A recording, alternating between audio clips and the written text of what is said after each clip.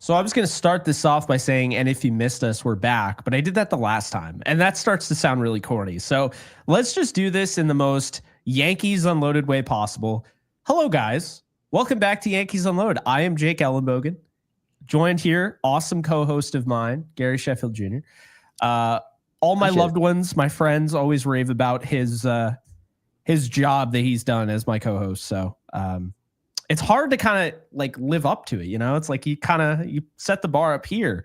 But it's because you and I ask for better from each other, right? Like we ask for, we have our expectations set really high, right? Not everyone does. And no, that's how it goes. Are you segueing that into the Aaron Boone, not an extension, but a punt into 2025?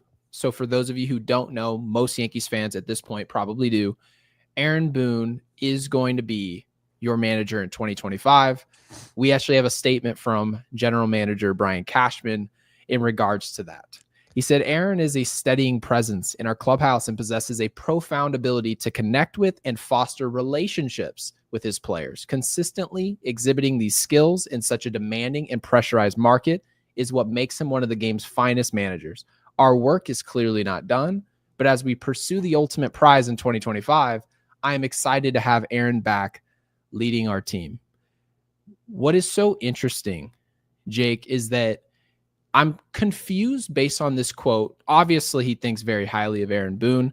Surely Aaron Boone is a nice guy. But what's so interesting is this sounds like he's describing an athletic trainer, building relationships, right?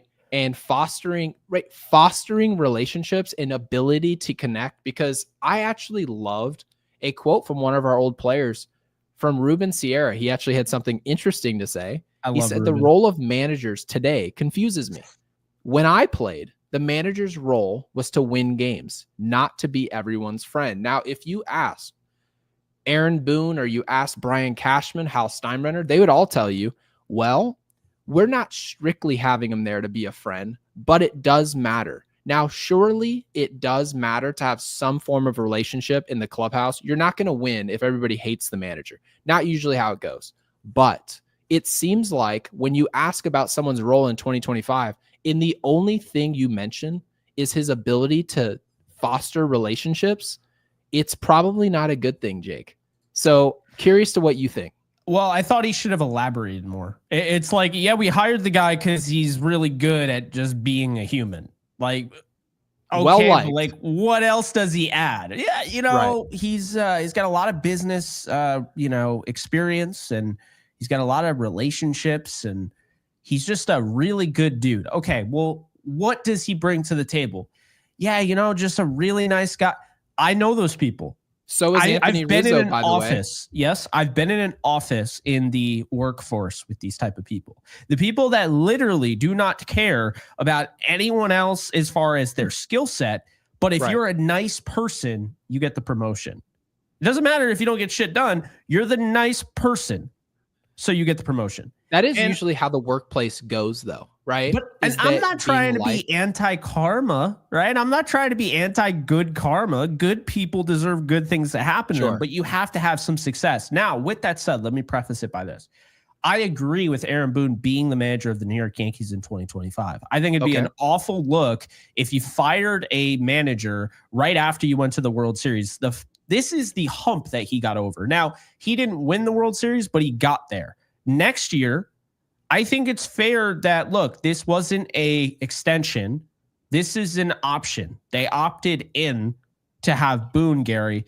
To me, this is exactly how I would want it, because I think he has to prove more. He has to prove, to me, there's never been a more, this is a win now season more than 2025. 2025, Boone is coaching for his job. He is managing for his job. And there is no get to the World Series and you're okay. No. You are going to have to win the World Series. And honestly, is he still managing for his job, by the way? If Juan Soto is not through the door, because you have to remember, this has nothing to do with Aaron Boone, okay? 100%. I agree with what you're saying. You're saying that since we don't see an extension here, we're essentially all agreeing this is a one-year thing. Prove it to me that you should be through the door. right? But I think a lot of Yankees fans will be on board with what I'm about to say, is that shouldn't this win now, winner take all season have happened maybe 2 or 3 years ago? I would argue perhaps, but I will say this 2024 team was the first team you can say, yeah, that roster can win the World Series. Now, obviously incredibly flawed. We saw that in the World Series. Yeah. But where I'm at with this is that this is not Aaron Boone's call if Juan Soto's through the door. It is by way of Brian Cashman, and really most importantly, Hal Steinbrenner and how much money he agrees he's going to pay this player. Now, if Juan Soto's not through the door, would you agree? I'm going to ask you this. Do you think the Yankees can win a World Series without Juan Soto in 2025? I guess it really depends on what they do with that. Because if you lose Juan Soto, okay, I need to see Pete Alonso in a Yankee uniform. I need to see Corbin Burnes. I need to see Alex Bregman, because you're also losing Torres, right? I need to see a lot of these guys. The thing, I think, if you lose Soto, which I don't think they're losing Soto, by the way, but if they lose Soto, Gary, I think that it just basically takes away their chance of trying to be this young team and remodeling themselves. I think at that point, you would have to go all in. You would have to go out and, okay, we already got Alonso, bring in Christian Walker. He's another bat. Like, I mean it. Like, I think they would be kind of done with the whole, youth movement and all that, which I don't love, but that is a DEFCON 5, or I think going up is bad, right? Yeah. Or is it DEFCON 1? It's DEFCON 5, right? Right. So you're saying it's dependent on if Juan Soto is not through the door, okay, it's already seen as catastrophic as far as I'm concerned. Now, there are some people that say, well, Juan Soto was on the team in 2024 and you didn't win the World Series. Well, this isn't just you put they one didn't piece get to the World Series without Juan Soto. They don't get to a World Series without Juan Soto. And obviously they don't get through Cleveland without him, right? Specifically.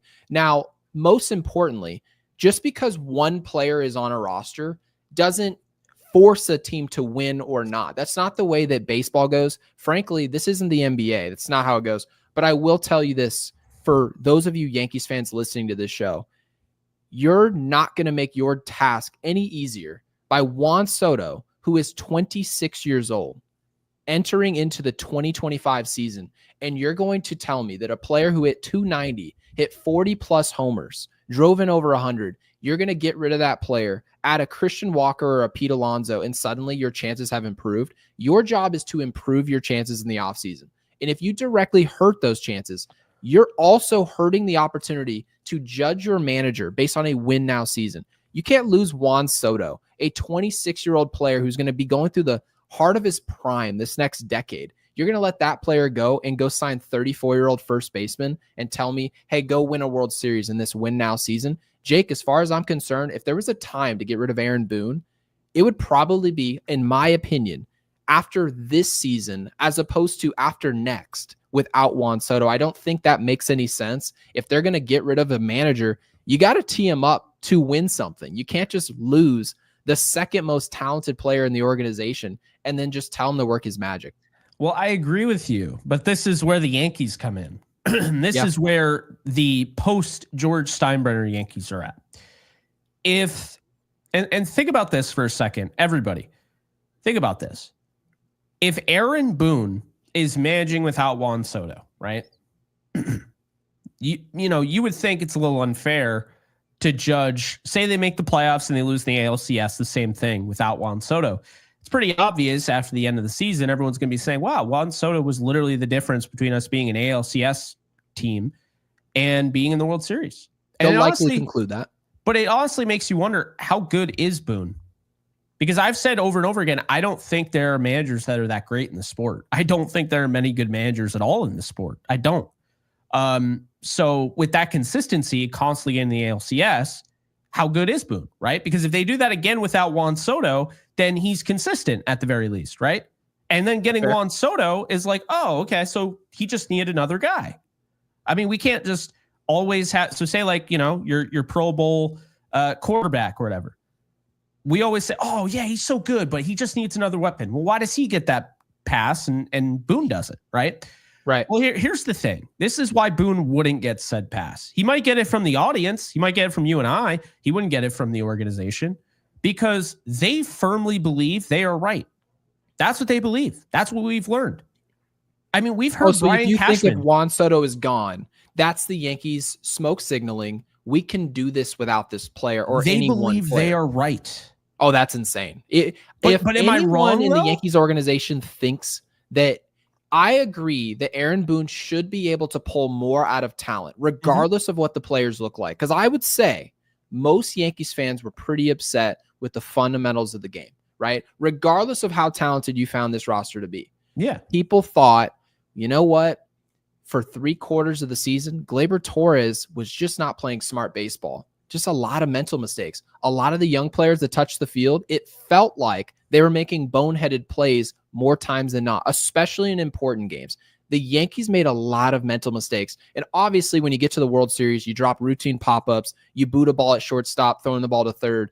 Yes, those plays are going to be critiqued, but the mental errors that this team faced, the base running mistakes alone, right? People point to Aaron Boone and say, what are you doing to make these players better? Now, absent of winning a World Series, it's also how you're losing these games, right? Yeah. How are you falling short? So to your point, if Juan Soto wasn't through the door and you're watching players seemingly underperform, right? Seemingly not getting smarter or sharper as the season goes on, regardless of your expectations, you probably should be looking at your manager and say, what are you doing to make guys better?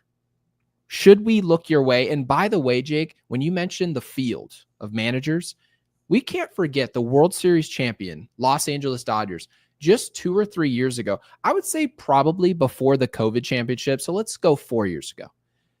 Dave Roberts was really on a hot seat in LA. A lot of people were saying, we do not like how he's managing this bullpen. They still don't. They don't like how they manages a bullpen. They don't like who he's playing when he pulls a starter, right? Now, in hindsight, you fast forward 4 years later and you say, well, he's kind of earned his stripes now. He's really figured out how to get more out of a bullpen, right? More out of a staff. You have a Glass now down, right? You have a Flaherty who's under the weather. He finds ways to manage his ways through a series. But how often is Aaron Boone walking into a series where we say we're undermanned in this area and he pulls more out of that group? I don't know if I've seen it outside of the beginning of this year when Garrett Cole went out and we saw this starting rotation actually get deeper into games. We actually gave Aaron Boone a lot of credit for doing that. So just in totality, right? To wrap it up here, to wrap up my perspective on Aaron Boone, I felt there was far too many areas of this baseball team where you felt like we're not getting the most out of this. We are not squeezing the lemon here. We're not the smarter team, right? We're not the hardest working team. I felt a manager's job is to pour effort and execution out of guys. And frankly, it seemed like we just didn't do that. That seemed like a failure in 2024 as far as we went. And I don't know who I would have replace him. I think that's a separate conversation that I'm open to hear some recommendations. But people have to remember, when you fire a manager, you've got to have a name to pull out the hat that's a better person for the job. You can't forget that. Yeah, and it kind of goes back to our conversations earlier in the year. And I've already made my point saying that I wouldn't fire Boone as it stands right now. But let's be honest with ourselves. You know, people laugh at the idea of Buck Showalter. Say, oh, that's an old head thing. Maybe. But do you think they lose that World Series with Buck Showalter? How obsessive he is about fundamentals and defense and all that? No, I really don't. They have a much better shot. At the very least, they have a better shot. I mean, they definitely get to Game 6. They definitely get to LA. I really feel that. Maybe saying they would win is a little bit of a disservice to the Dodgers, which they didn't really care. A lot of disrespect towards the Yankees throughout this whole tour thing. But you get to do that when you win, right? That's kind of the whole thing. But no, I get it though. I understand why people want to replace him. I just personally wouldn't. But my thing is, I don't actually agree with the idea that, you know, like he loses, like they don't have Soto anymore and it's going to be like tempered expectations. Like because regardless if Hal's okay with it or not, if they lose Soto, Hal needs to draw a line in the sand. Otherwise, it starts to look ridiculous, because if they lose Soto and then he says, he turns around and says Brian Cashman's doing a nice job or whatever, okay, then you also have to hold Boone accountable, because if you think Brian Cashman did his best and he's actually put together a really good roster, then I expect better of Aaron Boone. I expect that they should be able to win the World Series, right? If I'm Hal. But at the same time, Hal needs to look himself in the mirror, because if they miss out on Soto and it has to do more because of Cashman, I think Cashman, his job should be on the line based on what how Juan Soto goes. I truly believe that. Okay. I think this offseason. Look at this super chat. That's how I feel. Yeah, so look at this super chat from Perry Anthony. So Perry, first of all, thank you for the 10. He says Gunnar Henderson would murder the short porch. True. And ace pitching could be competitive. There is a formula that works without Soto. 3 to 4 players, in my opinion. Now, when you look at it from this perspective, I think a lot of baseball fans, when you're talking about all-time great players, Juan Soto will be a Hall of Famer. It's all dependent on which team signs him this offseason and which hat you see in Cooperstown. It's just that simple. Now, having said this, Perry, a lot of people have the perspective that if you lose said Hall of Famer to free agency, you're just going to now replace that budget with multiple players, right? That perspective of we're going to get better in 4 to 5 different areas, because the Yankees have a few holes, not just one. It's not just how do we replace Juan Soto. It's also who's starting at third base to play more fundamental baseball. It's who's replacing Gleyber Torres at second base that's maybe more athletic and fundamental, right? It's who's playing left field for this Yankees team. There are a lot of ways, right? Who is going to bridge to Luke Weaver, our closer? Now, Perry, we need to be careful, because one thing you need to remember is that if Juan Soto's out the door, that's a lot of bidding you're going to have to win, and a lot of diving in the bins that you're going to be doing. Now, let's project it. Okay. Juan Soto's gone. Everyone makes a projection. Well, we'll just go get maybe a Pete Alonso, right? Maybe you kick the tires on Corbin Burnes and you get a real 1-2 punch going there. It'd be spectacular. But don't forget, Perry, we're not going to be the only teams that want those players. Okay. Nope. And chances are high that you're not going to be the highest bidder on all of them. So you're essentially gambling that 1 or 2 of those players desperately want to play with the Yankees. And one thing I'll never do is force players to want to play with an organization. This is a job. It is. And most people make the assumption, well, if you lose a Juan Soto, you're just going to go out and get a Corbin Burnes. You're just going to go out and get a Walker at first base. But what you need to remember, guys, is that we need to look at these players of how much they cost per year, not over the totality of these contracts. We cannot look at Juan Soto as a $600 million player. We have got to look at him as a $40 to $45 million asset. We already paid him in 2024 $31 million in arbitration. So essentially what we're telling you is he's going to get roughly a $10 to $15 million raise over the foreseeable future. And that's the way you got to look at it. So really, Jake, what I'm telling you is if Gleyber Torres, or actually let's use Rizzo as a perfect example. Rizzo, everyone expects him to be gone at the end of this season. They expect us to pay that $6 million dead cap, let him go. He's an older player, right? Played well at the end of the year, but we're going to move on.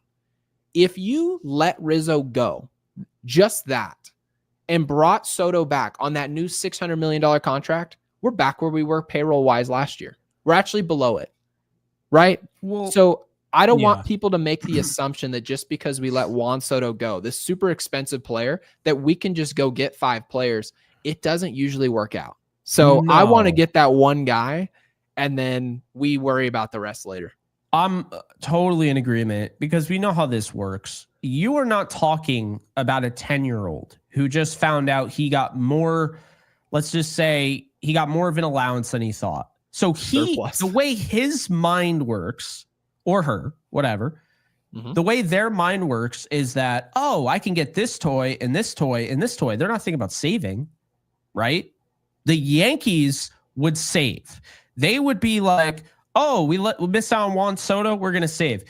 This is why I actually made a list of the free agents, like notable free agents after 2025.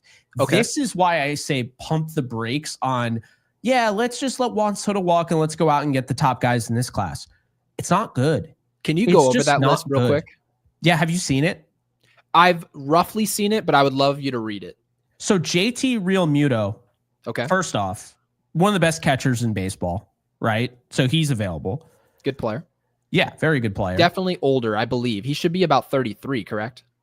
You might be right. I don't know on that. But then you have Vladimir Guerrero Jr. at first base, Josh Naylor, Yandy Diaz, right? Oh, he's exactly 33. So some decent players at first base. Okay. Second base, you have Arias, Ozzy Albies, although it's a club option, so he'll probably be fine and stick with the team. But those two guys, Brandon so you're Lau, talking about next year's free agency class. I'm not talking about right now. I'm talking about after the season, which is why I think when you look at, and I haven't gotten outfielders yet. So, okay. So yeah, it's kind of crazy. Suarez is old. He'd be the best third baseman. Max Muncy, club option, Dodgers, probably stay. Shortstop, I don't think Bo Bichette's any good. Trevor Story's overrated. Orlando Arcia, whatever. The outfield, Kyle Tucker, Kyle Schwarber, Cody Bellinger, Luis Robert, Cedric Mullins, Austin Hayes, Starling Marte. I mean, that's like a decent amount of guys. Lane Thomas, right? Marcell Ozuna. Oh, how about the starting pitching, right?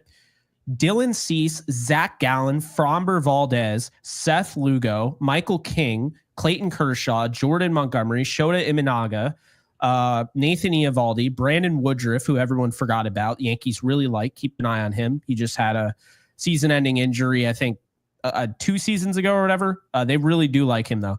Zach Eflin. Okay. Kodai Senga, Suarez, Reinger Suarez, Nestor Cortez, right? Dustin May. There's a lot of these pitchers, okay? Lucas Giolito, like a lot of big names. Then you have other pitchers, relief pitchers. You got Devin Williams. You got Edwin Diaz with an opt-out, right? Luke Weaver. You're going to have to pay Luke Weaver. Michael Kopech. Pete Fairbanks, who they very much tried to get at the deadline. Did you mention Murakami? I'm not sure if you read that already. I didn't mention Murakami. Because Murakami is expected to come out that year. The 22-year-old. Now, Murakami's on it. Can we address, though, the elephant in the room? Everyone heard the name, right? Mm-hmm. Right off the rip. And it is Vladimir Guerrero Jr. Yeah. Now, a lot of people look at a player that you have to pay now in Juan Soto. And they say, well, that's a pretty good option, right? Vladimir Guerrero Jr., he's probably not as good of a player as Juan Soto, and I don't think really anyone thinks that. But he's a pretty nice prize just in case, right? If it was possible and you can just go get that player, yeah, it'd be great. But what people need to remember is if Juan Soto is out the door and now that money, you just presume it'll be spent on some other superstar down the road, well, let's really think about this here. Vladdy Jr. at the time, I believe he'll be 28 or 29 years old at that point. Mm-hmm. Is he really going to be as good of an option? And then also, we're losing a year of Aaron Judge. Okay, so 2025, we're not going to have as good of a shot to win a World Series. So essentially, what you're doing is the way I look at it is shortening Aaron Judge's contract. You're shortening how many years he has a real shot to go win a title. And I've said this a million times. We're trying to win once. I know everyone's perspective is that the Yankees need to come out and win every year. No, our perspective needs to be to win one time, singular. And then once you do that, then we bounce back from there. But Jake, I know looking at 2026 and looking at these free agents and saying, well, there's more names here, right? You can get more creative. As opposed to this offseason. This offseason, I feel like the answer is simple. You sign Juan Soto, and frankly, if you want to get better in all these different ways, then let Gleyber Torres go. Let Rizzo go. Find a way to trade Marcus Stroman, right? A lot of these players who are good players, who are impactful players in their own right and right to their own respective levels, get creative with those contracts, not with the second best player in the organization. I don't believe there's a single team. I don't think there's one the single team that's lost either their best player, Jake, or their second best player, and then just rebounded a year or two later and got some other superstar that they're just as happy with. I've just never seen it. I really haven't. So yeah, I'm excited about it. I would love Vladdy Jr. in pinstripes. I know technically a lot of people wanted Vladdy Sr., who was the younger player as opposed to my dad in 2004. They didn't do that. But again, signing these players, Jake, it's kind of got to tee up that your organization in terms of spending, it just has to work out, right? And I think in terms of timing, Juan Soto should be through the door. And if you want any of these other superstars, I mean, one of the players I saw on that list, Luis Arias, I would love him in pinstripes. Oh, absolutely. Are you kidding me? Put him at leadoff. Hey, slap a single. We're driving you in. Can you imagine if they were like, yeah, we want more power with our second baseman or whatever. So they don't go after Luis Arias, but then they told us the reason they got what's his face, Verdugo was because of his contact. It'd be like Luis Arias is the king of contact. So like he is modern day without the batting stance. Obviously, he's modern day Rod Carew. I mean, he just slaps singles. So well, I mean, his numbers were very similar. He's not Tony Gwynn. I guess it's always hard to say that someone's a player from the past because it never bodes well.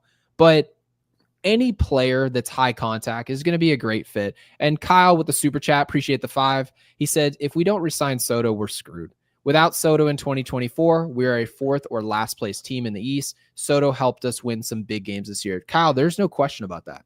And you know what's so funny is I don't know if you saw, but did you see that what Harold Reynolds said on MLB Network?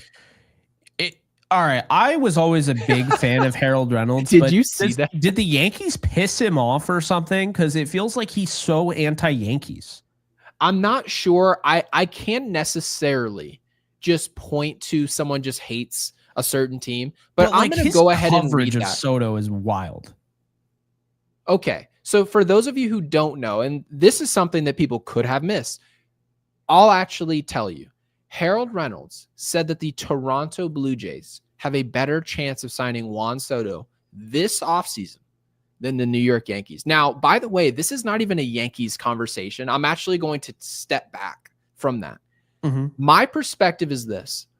There is no team in baseball that is a major market, any New York team, any Los Angeles market that has a superstar, that has money to spend, and a team in Canada has a better opportunity that is not competing for a title. They are not competing for a division.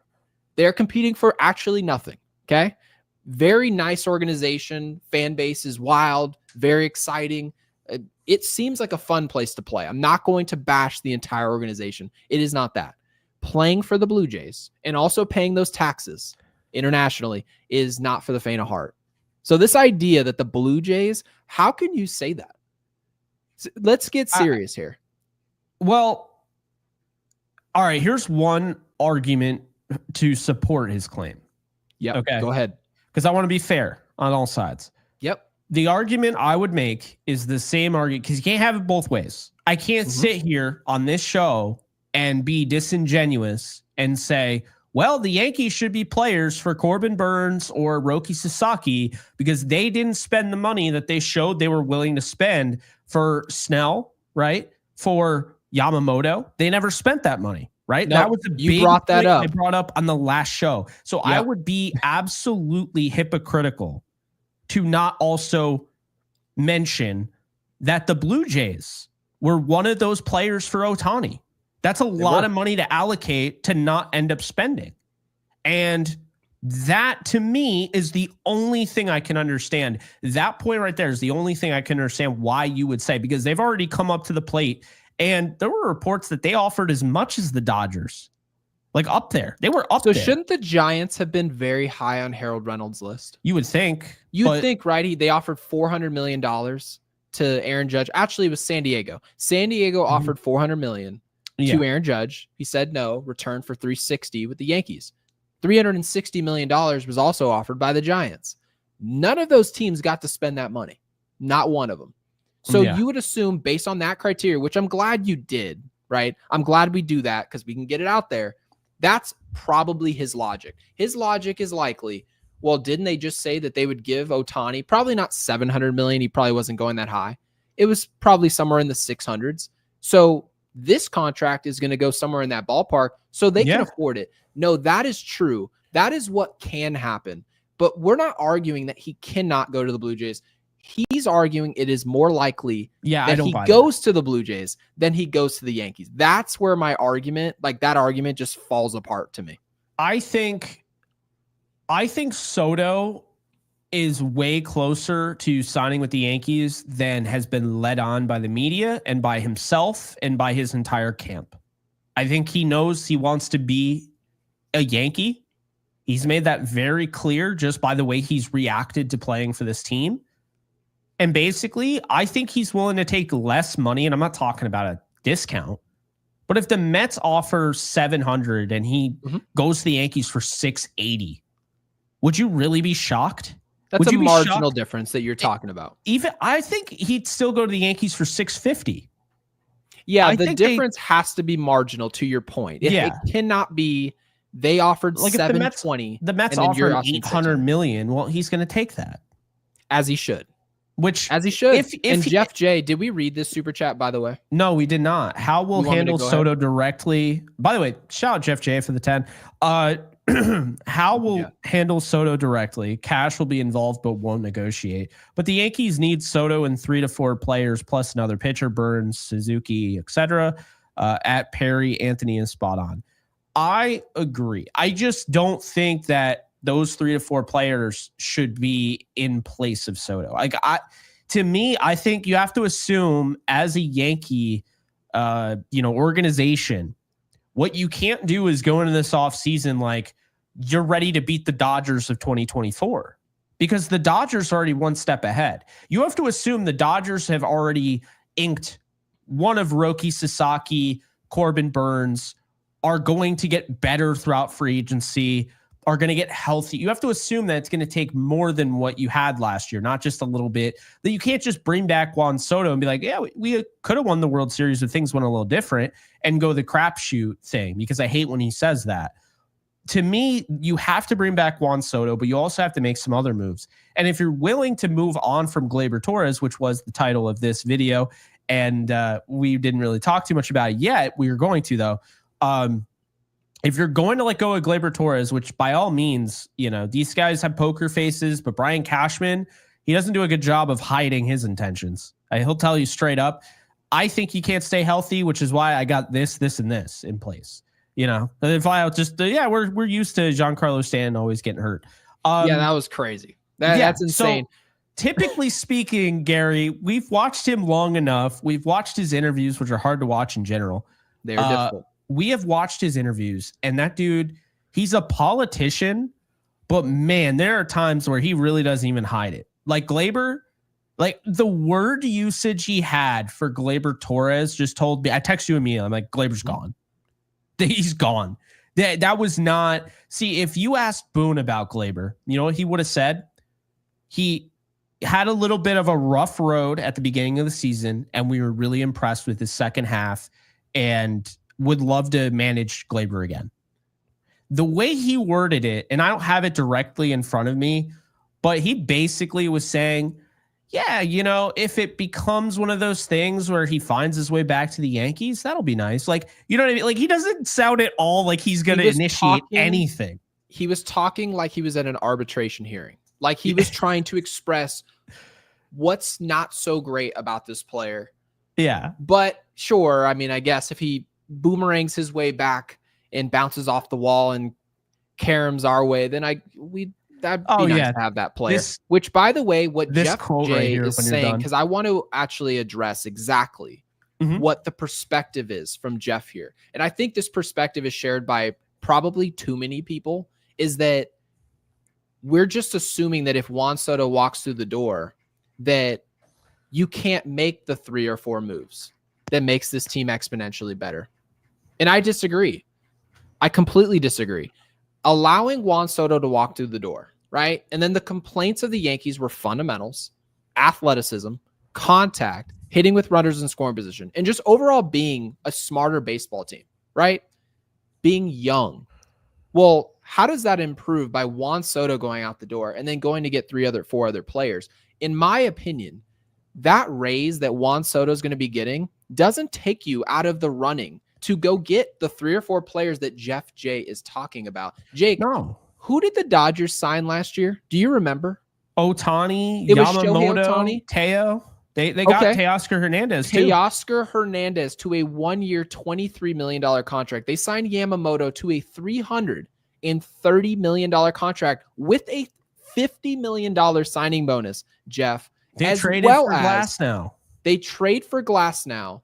Go get Shohei Ohtani on a contract at $700 million. And a lot of people say, well, they just moved it and stretched it out for 10 years. Not really.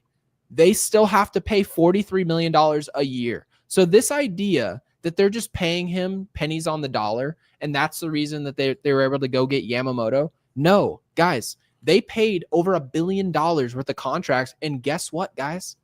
We look at Sasaki become a free agent, and a lot of people didn't realize it'll be international money to get him.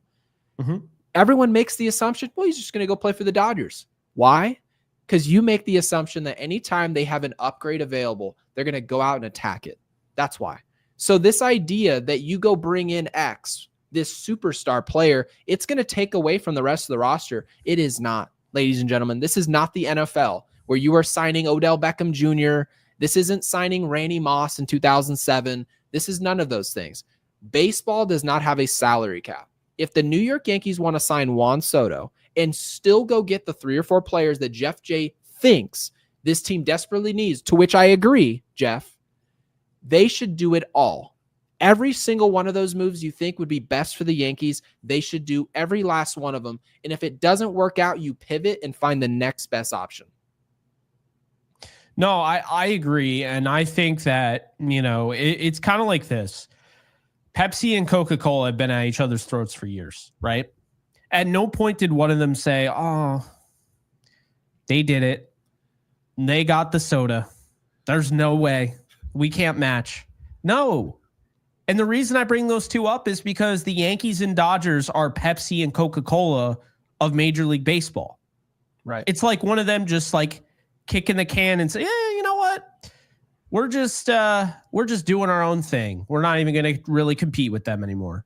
That's the problem with baseball. It's not necessarily that the Dodgers spend too much. And I did initially think that, but a full year of covering the sport, mainly Yankees, but a full year. And I'm just kind of like, why won't other like big, giant organizations do what they're doing? Why won't they even try to compete? And then, people say, well, Toronto tried. It's like, well, Toronto put out a number that they knew he wasn't going to accept. If I'm being honest, what was that number that they put out? I think it was in the 700 millions, but I think they knew that he was never going to take that. Look it up if you had the option of living in Toronto, Canada, okay, or living in LA weather. And by the way, you're not living in LA like the rest of the population. You're living, I hate to sound like this, but where my dad was living, right? Your neighbor is Shaquille O'Neal. And they offered him the same exact deal as the Dodgers.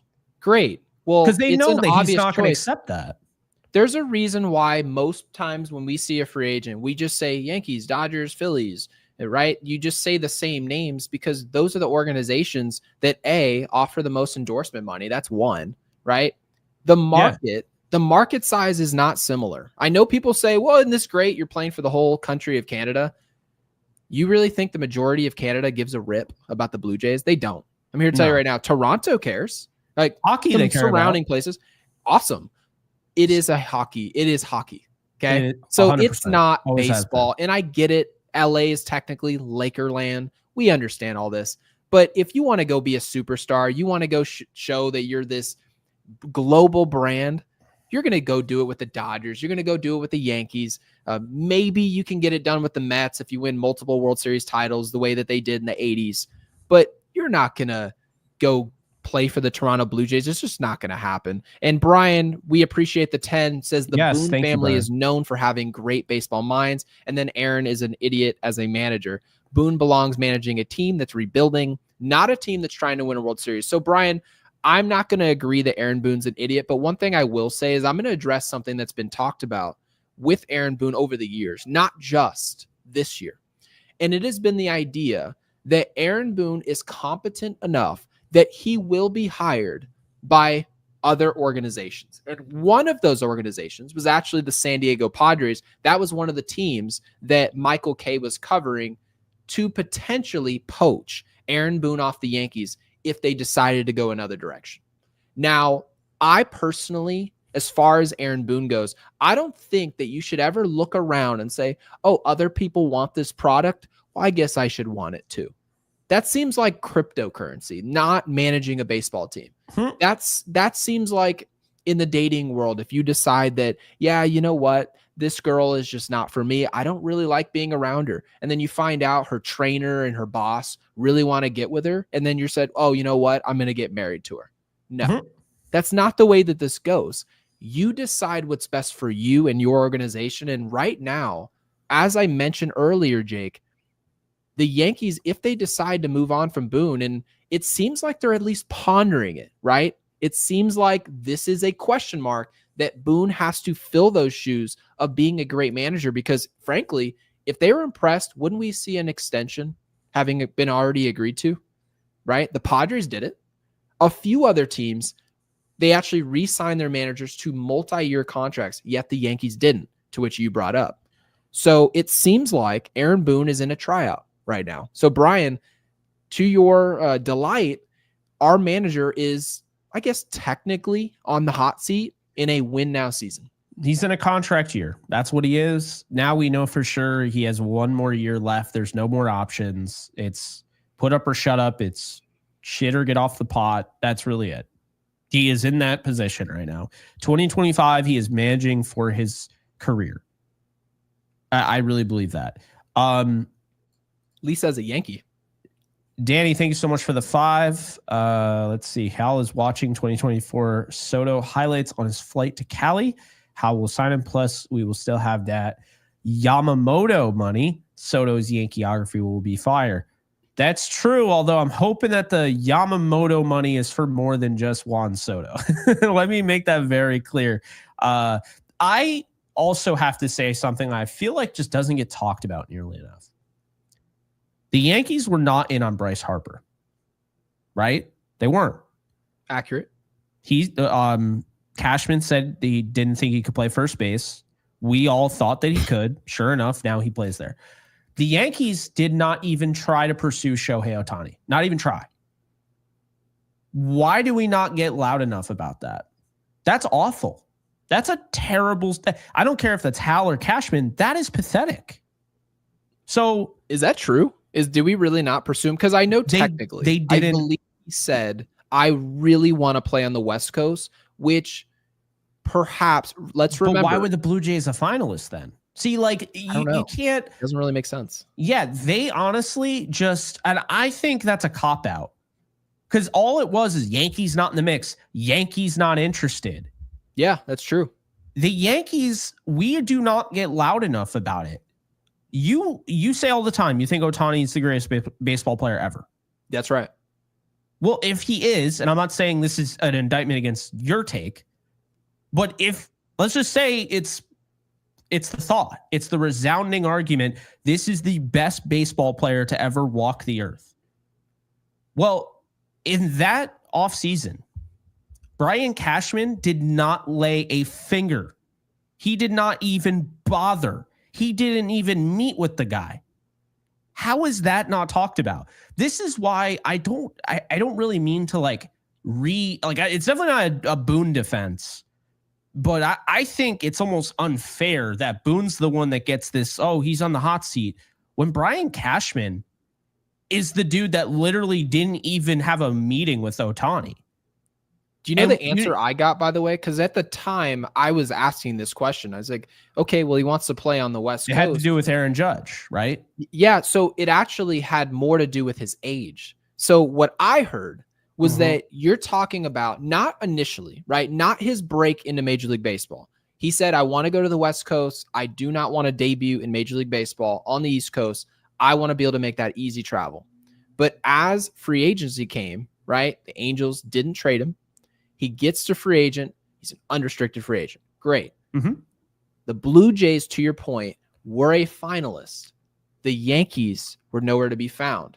I was questioning, where are we? Right? Even though he's telling you he's more likely to go to the Dodgers, and we completely agree, very likely still ends up there, most likely.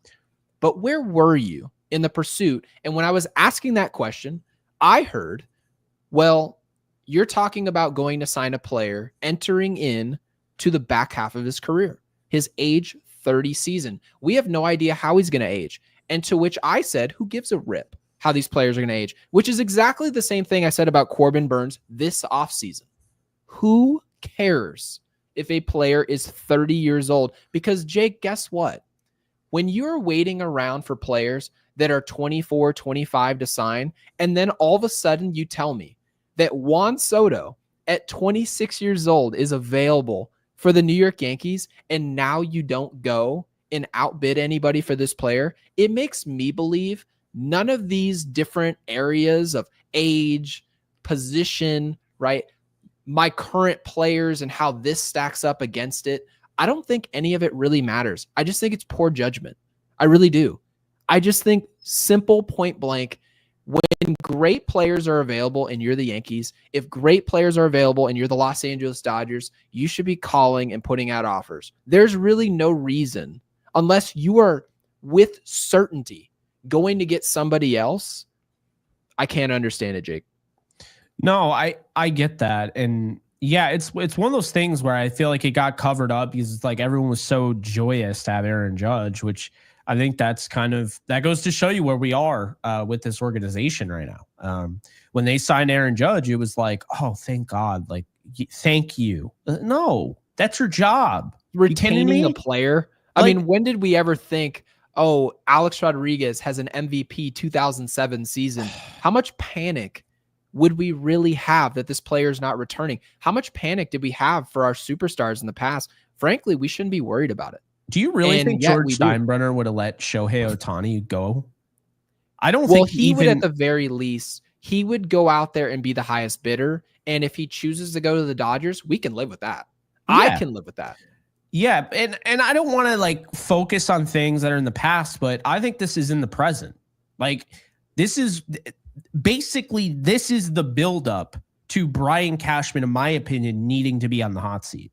Brian Cashman needs to have the best offseason he's ever had. And Juan Soto can't walk.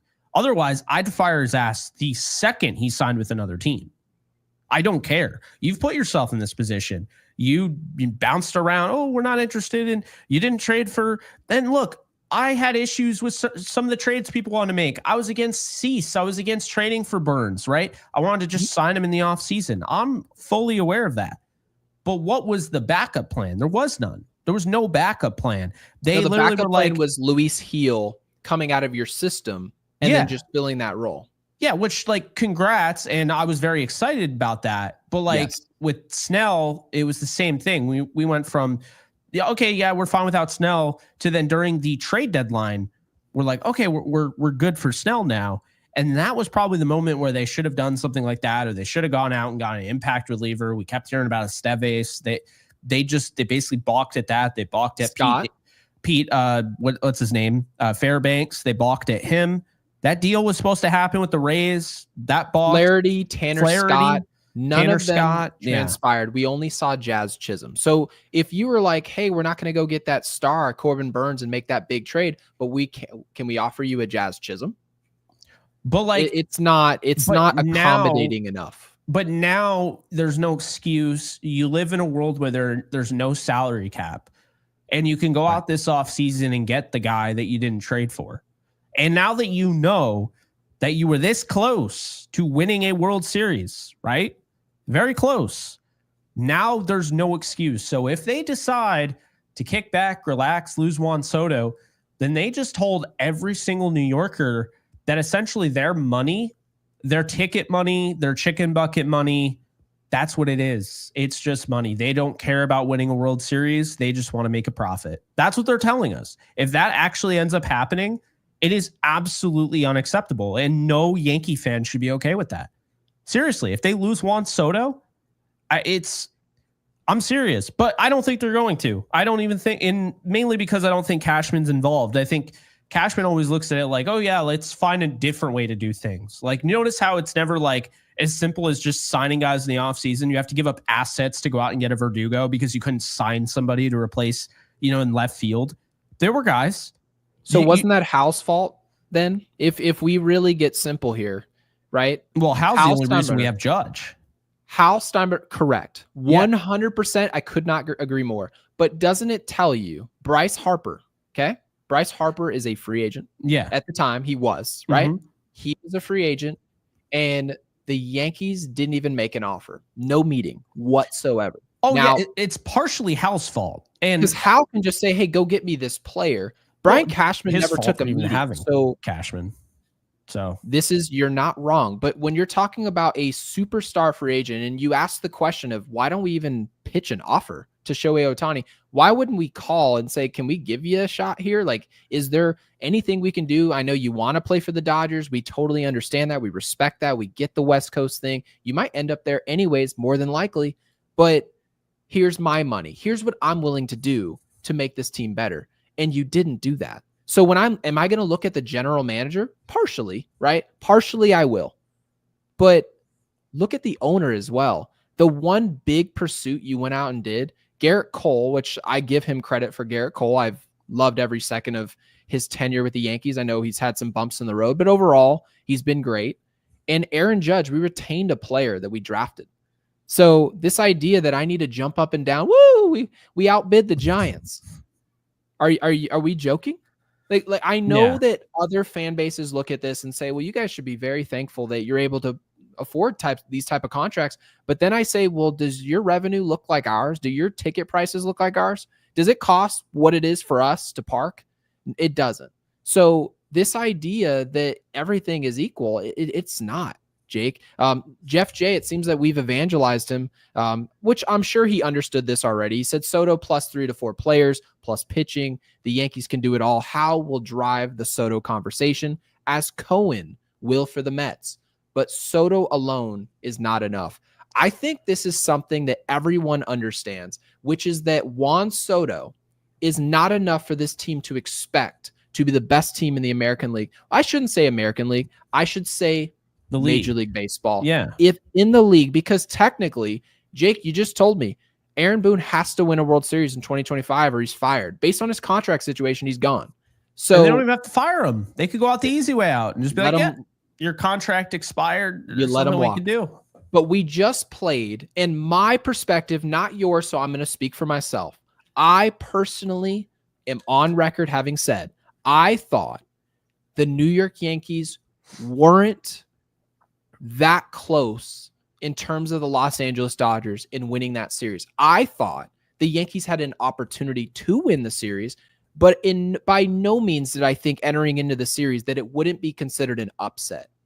That was my perspective. I also told you, Jake, I thought the Padres would have been a very tough beat for us. I do. Now, having said that, that is me putting up a smoke signal of exactly what Jeff is saying right there. Right? Exactly what Jeff. And Jeff also says in a super chat just below this, I'm going to throw it up there to make the point. He said, don't ever want to see Gleyber's low IQ again. So I not necessarily agreeing with the low IQ of Gleyber Torres, but it's the idea that the Yankees need to get better multiple ways in order to win a World Series. If they don't, you're not doing that anyway. So that's my perspective. If you don't get much better this offseason, getting much better isn't just having a player return to your team. That's not how you get better. You get better by seeing one of the best pitchers in Major League Baseball as a free agent, and you say, hey, you want to come play for the Yankees? You don't just say, do you want to be here? You give him a monster contract and say, come play for us. And it's just that simple.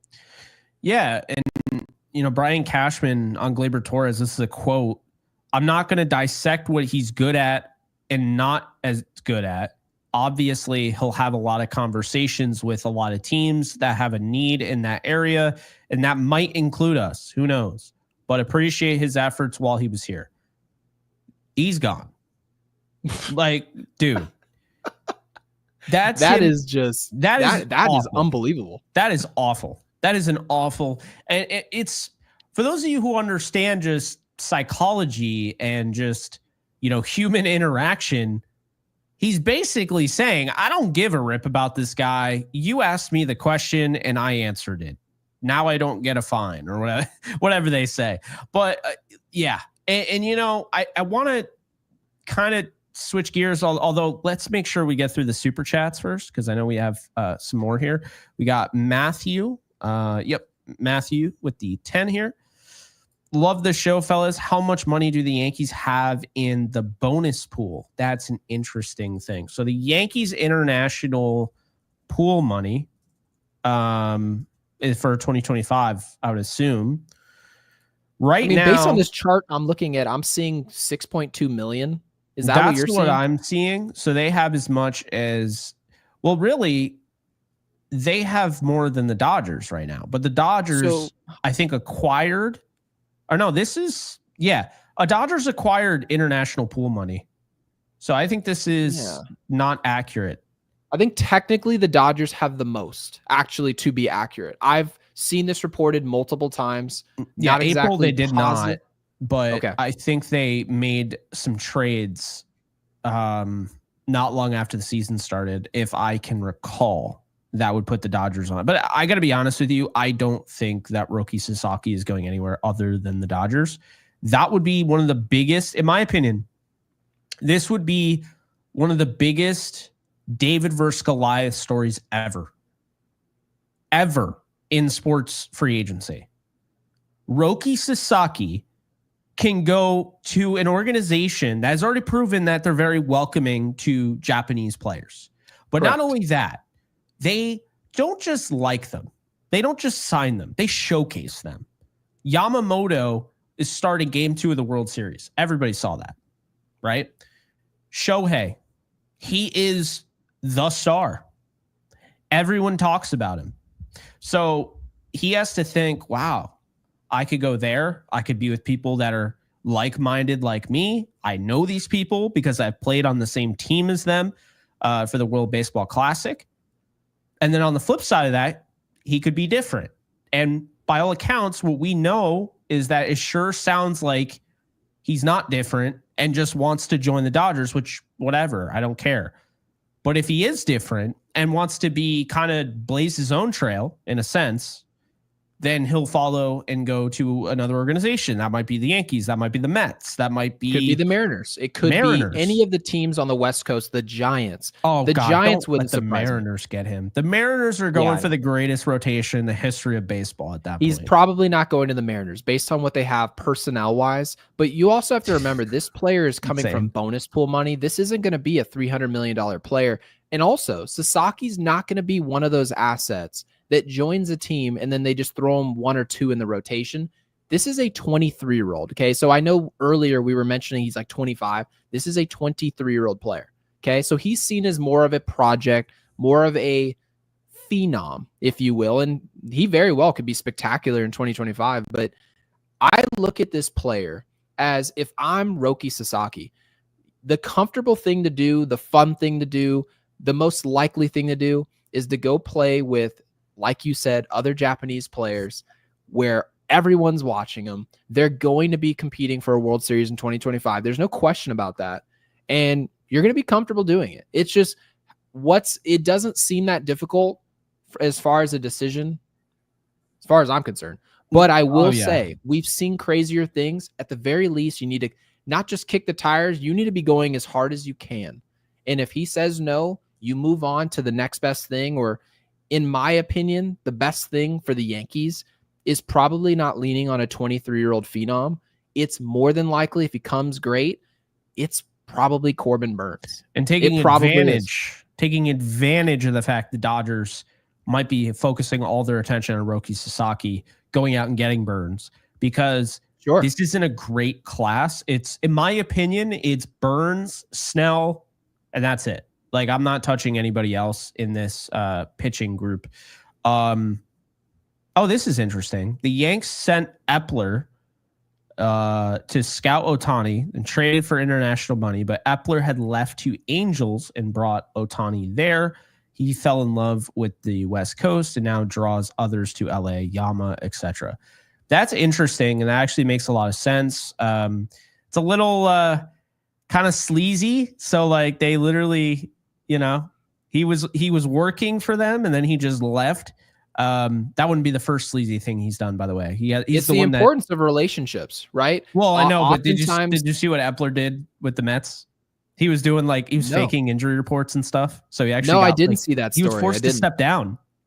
Really? Yeah, he was the GM for the Mets. But I knew he was the GM for the Mets, but I didn't know this story. To be fair to Epler, if I was the assistant GM and I knew that I'd never had a pathway to Brian Cashman, I wouldn't feel like I owed them anything. Plus, no one even likes Cashman. I don't know a single person besides Hal that likes Cashman. Players don't like Cashman. Well, Derek Jeter didn't like Brian Cashman. He's very specific. Doesn't that tell you all you need to know? Personal with it, but Derek Jeter said, I did not like the way he handled my business. Well, if you don't like the way a GM handles their business, isn't that the literal only job he's got, is to handle the business?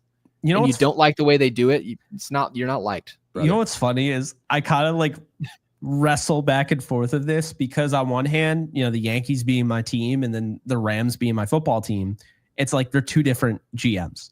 Like Cashman actually doesn't get bad returns for trades. But Cashman definitely doesn't do right by players the way like Les Snead or the Rams does, but he'll get nothing in return. So I end up getting annoyed with both of them, but at least the other guy is the guy that's like, oh, I want to do right by this player, send him to a contender, don't want him to just go to Cleveland, right? Right. So yeah, like that's a real thing. And I just don't think Brian Cashman cares about how he comes off, with incoming free agents and what have you. Kind of going back to what we were talking about earlier with the whole Ohtani thing. Because I saw there was a comment, someone said, well, Ohtani already turned them down with the Angels. Remember LeBron James and the Lakers? Remember how he signed with the Lakers and everyone said he wouldn't go there? He's going to sign with Cleveland again. He might go back to Miami. The Clippers he went to the Lakers. You know why? Because this team never gave up on the dream of having LeBron James in the City of Angels. They knew someday he was going to think more broadly, right? And it was going to happen. They were going to get it done. Everyone said at one point or another during that journey, LeBron James is never going to play for the Lakers. That organization is trash. They can't get part of it was who they had in place. They can't get LaMarcus Aldridge. They can't get Dwight Howard. They can't get anybody to stay here. I remember they had a giant pitch for LaMarcus Aldridge, who shortly after just fell off a cliff. But it's insane to me, because I remember like it was yesterday, people saying LeBron James is never coming here. I remember somebody on ESPN saying Lakers can dream on all they want. LeBron James isn't signing with that organization. He was right, by the way. He wasn't. He didn't sign with that organization. He signed with the new regime. The one without the Playboy dude bus guy. It was very similar to the Knicks situation. It was, will you have anything in place for me to think that this is an operation that LeBron should join, right? And the same thing goes with adding superstars to the Yankees and that whole persona. Absolutely. But frankly, you got to work like front to back. You've got to get the superstars first. And ultimately, the Lakers had Brandon Ingram. They had Lonzo Ball, right? A bunch of young players, young bucks. Everyone's watching the summer league basketball, right? And how does LeBron really give a rip about that? You know what LeBron cared about? Hey, I hope these guys showcase well so we can trade him for Anthony Davis. And then now all of a sudden this team is a juggernaut again. That's what they want a championship 2 years later. 2 years later. So I guess the point is, and Kyle with the super chat, we appreciate the 5. He says, if Soto does resign, I have to change my passwords on everything. LOL. All they do with Soto. LOL. Please, Hal, get this done. We need him so bad. Oh, not in this day and age, man. Target is always going to get your password. All your bank information gets leaked or whatever. There's always how people get their passwords stolen. I have the same password for literally everything, and no one's ever stolen it. No one's stolen my password, but to be fair, like the data leaks nowadays are just so common. It's insane. So yeah. But Brian Cashman, thank you. Brian Fuchs, not Brian Cashman. I said Brian and then I read Cashman next. Would never do that to you. That's an insult. Thank you for the 10. Cashman has to have a 2009 free agency period. This is what I've been saying, Gary. If Soto walks and they miss out on the postseason, the fan base will go apeshit. They will. Boone and Cashman will have to go into witness protection. What does an 09 free agency class look like from your perspective, Jake? If you saw three Soto players signed, who's that in this group? Okay. Because CC was already with the Yankees. They re-signed him. They traded for him. Right. And who's that AJ signing? AJ, I don't think it's going to fit perfectly, but that's Corbin Burnes, in my opinion. I think completely agree with that. You have to get another ace. You have to. And then the third signing, well, I mean, I was thinking it was going to be Gleyber Torres, but now I got to go back to the drawing board here. I think it's going to be Christian Durban for that. I think it's going to be Christian Walker. I think it's a quick. Yep. It's a quick 1-2 year deal, probably 1 year with player opt out. Okay. Or 2 years with the player opt out after the first year. They're going to do the whole Anthony Rizzo thing, like keep a guy at first base and give Ben Rice some time. And if he ever develops into that, great. If not, then they'll just keep doing this. And it could be done. If you find guys that can hit and play defense, every free agency, they come around, right? So it can be done. It's not the ideal spot that I would want. To me, that is a highly productive position. I would want kind of a younger guy to develop into that. But like, let's be honest here. Giambi, free agent. Teixeira, free agent, right? First basemen typically don't get signed to extensions, if we're being honest. So maybe this is just the nature of the position. But Gary, I'd be absolutely stunned at this point if Caleb Durban isn't the second baseman for the New York Yankees next year. And I think he's going to be a good fit. I think he's going to lead off. You think they think that highly of him? I do. And you know how I know this, or how I think I know this? Because they never once showed him this year. They've been very quiet about him. And here's why. They did this with a few other prospects. When you're loud about a prospect, the organization rants and raves about him. Florial. Other teams notice. Now, you're not. See, here's a good example of other teams noticing how high you were on a prospect. Remember that catcher that was absolutely crushing it in the minors? We talked about him. What's his name? I'm not going to remember. Name. It's not Augustin Ramirez. It is Augustin Ramirez. It's Augustin Ramirez. Okay, there we go. He took off. He absolutely went off. He went on a tear, and the Yankees couldn't hide him. So when push came to shove, the Marlins are like, yeah, that's great and all that you want, Jazz, but we want Augustin Ramirez here. Like, we're not just going to give you Jazz for just a bunch of nobodies. Like, we want a guy that can become a star because we believe that Jazz Chisholm could be a star. So that, I think, is what they've been doing with Durban. And the reason they can do that is because Durban, people, whether they want to admit it or not, every single team in this league would look right at the next Jose Altuve and bat an eye. Because Jose Altuve is not a sexy player. He's just not. His play style is not Ohtani. It's not Juan Soto. It's not Aaron Judge. It doesn't fit in today's style. But with what Jose Altuve has done throughout his career, he's dangerous. And Caleb Durban can be like Jose Altuve. He just can. He's there's a reason that Jose Altuve showed up he was like scout day, right? And he had to pay money to try out for the Astros. And none of what he was doing at tryouts popped off the screen. Why?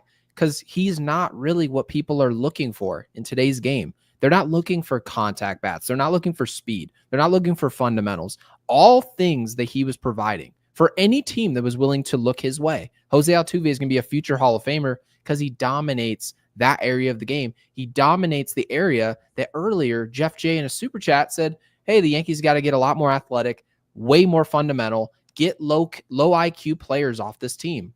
Jose Altuve is a high IQ player. He's looking to take the extra base. He's not running into outs, right? He's not forgetting the outs. He's not booting just awful balls in big games. He's making these plays. Now, Caleb Durban, for any of you who've watched him, I highly recommend you go watch some of those highlights. They're going to be in 480p, but I will tell you this. They are. Caleb Durban is the style of player that you guys are going to enjoy to watch. You guys are going to enjoy to watch him play for the Yankees. Now, does he make the big league team? Does he get there? Do they give him an opportunity? I have no idea. Just a podcaster. But I do know if he's good enough to make the big leagues, the way he plays, that's what the Yankees need more of. And that's a good thing. So I think in general, based on what Brian Cashman said, they're leaning towards that. So all the power to them. And if they do that, it allows for what Brian Fuchs says. 09 free agency class. The best way to have that 09 you don't have to go out and get Bregman. You don't have to go get Bregman. You don't have to re-sign Gleyber Torres. Rizzo's gone. So that's $20 million from Rizzo. That is basically $15 million from Gleyber Torres that you just let walk right out the door. Well, guess what? When you go get a Christian Walker at first base, you go bring in, if you go try to be the highest bidder on Corbin Burnes, if you go get a Juan Soto, you don't need to look at second base and say, well, how do we replace Gleyber Torres if you've developed properly? And you can replace a high-priced Gleyber Torres with a very cheap and controllable and athletic and fundamentally sound Caleb Durban. So, yeah, there is a reward in place for these major market teams to develop. There's a reason the Dodgers put a huge emphasis on developing a Cody Bellinger out of the 5th round, right? A Gavin Lux. There are plenty of players that they've tried to develop and have done successfully, right? So the Yankees, if they can hit on a couple of these prospects, it gives us the opportunity to go out and have that 09 free agency class that I really hope we have. Yeah, it's really fascinating with Durban. He's 5'6", $185. He's going to be 25 next year, which isn't a big deal. You have plenty of years of control and all that. And he does kind of remind me of Dan Uggla a little bit. I do see that. I think he's more so like Jose Altuve though. The way his play style is very similar. I've looked at his fielding stats, and second base is where he would be, right? He wouldn't play shortstop, and he's not the best shortstop, but he's only made 6 errors in 4 years at second base. That's something that'll play. So he has a 990 field percentage at second. At third, he's got 951. He's got 1,000 in center field, but he only played 1 game. He's been at a DH 7 times. He's played left field. He has 1,000, but he only played 8 games. Shortstop, he has a 971. So not bad, but only 42 games. They know, like, Gary, this has been going on for a while. The second baseman has 148 starts at second base. They knew what they were doing. And I got to give it to him. I mean, this is a guy that we've talked about before. Like, this isn't just, he's exploding now in the Arizona Fall League. Like, now, no, we mentioned him multiple times throughout Yankees Unloaded. Okay. We just started this past year. We talked about him quite a bit in the middle of the season, and we talked about how he broke his hand. And that's probably the only reason he didn't get a chance to get called up. But I also think that they had just been looking forward to turning the page. And I remember, and this kind of goes back to with the whole Gleyber thing, like maybe you could have traded him and gotten something for him. I think it worked out the way it was supposed to. I still think letting Gleyber go is somewhat of a mistake. You are asking a lot out of Caleb Durban. Yes, you are asking a lot out of him. I like him. I think he's up for it. But what's to say you don't end up getting 2 Anthony Volpes in the lineup? And now that becomes a problem. I just don't see it, though. I don't see him being Anthony Volpe because I see the hitting, and the hitting translates. This guy has been a killer at the plate. He just has. He's consistent. He's hitting 296 right now in the Arizona Fall League. That's 21 games. He just hit a 2-run double 2 hours ago in the All-Star game. So that's good. What's the value as well, right? Because we can't just talk about hitting, and I know you're not just acting like baseball is just hitting. But what's the value of adding more speed, far better defense at second base? Clearly, right? The numbers suggest this. Getting a player who can drop down a bunt, who can go the other way, right? Obviously, he's not going to put up the RBI numbers or the home run numbers that Gleyber Torres probably will in 2025. But there's certain aspects of the Yankees baseball that had to get better. And maybe you can get better by getting worse at hitting homers and hitting for pop, essentially, is what we're saying. Now, by the way, I made a promise before this show started on Twitter. I told Stephanie Manzanares she wanted me to comment on this idea that if Juan Soto leaves the Yankees for money, that he is Robinson Cano. And I will address that directly. This will be short and sweet. I won't drag this on. Robinson Cano was a 32-year-old second baseman that at that point in his career had not, and usually 32-year-old players in Major League Baseball, it takes them a long time to get to their contract. They don't get paid until that point. Robinson Cano wanted a big-time contract, right? And Robbie Cano hopped on the phone with my father, obviously me being right there. We were talking to him and saying, I think in general, returning to the Yankees is probably the better career move. And people look at Juan Soto and say the best career move for him as far as winning goes is to play for the Yankees. And all this technically can be true, guys, but Juan Soto is already making his money. Juan Soto makes $31 million.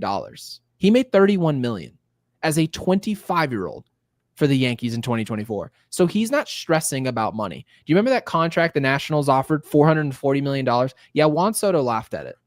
Scott Boras laughed at it. So this idea that Juan Soto is starving for a contract, the way that Robinson Cano at that stage of his career was starving for a contract.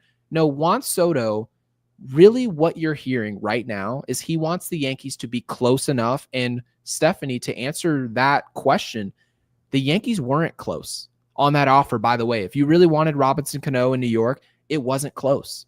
I don't think they wanted him.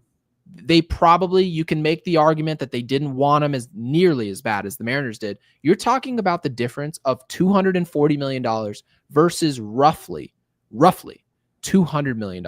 Now, I understand people say, well, you're already making $200 million. What's the difference between that extra 40? It's a lot, guys. After taxes hit, it's a lot. And maybe when you're talking about contracts in the 600s or 700s, that $20 to $30 million gap isn't so steep. But for players who have only made in their career about $90 to $100 million, it is a difference. So, no, I don't think Soto leaving would be Cano 2.0. I think it would be much worse. Yeah, no, it would be the worst thing ever. Bad for the Yankees, not necessarily on Soto. It has nothing to do with Soto. Let me make this very clear. I'm going to get back to Caleb Durban because there's one player I wanted to compare him to. Please do. But I want to make this clear first. Juan Soto, regardless of the Yankees, please, let's not get carried away here, is going to hit 550 plus home runs for his career, and he's going to get to 3,000 hits. He doesn't need the Yankees to do that. That's Juan Soto. Juan Soto averages a hit per game.